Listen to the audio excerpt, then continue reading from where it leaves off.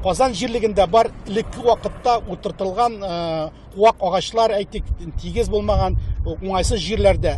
Һәм алар шушы җирлекләр, ул Ноксинский спусыкта, Куземетьевский урманы бар.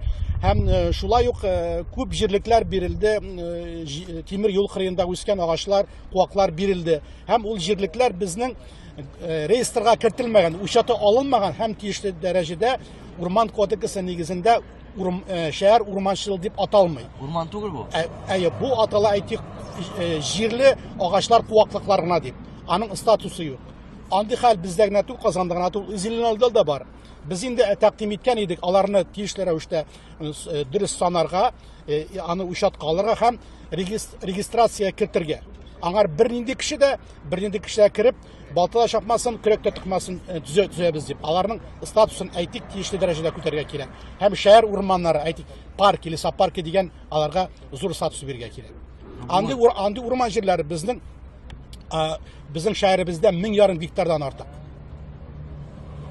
1,5 гектардан артык, аларны тиешле дәрәҗәдә без регистрация кертмибез икән. Теләсә ничек, теләсә рәвештә аларны төзелешлекләргә файдаланып, төрле тиеш булмаган функциялар буенча предприятиеләргә биреп, аларны бүлеп таратып бетергә мөмкинлек бар.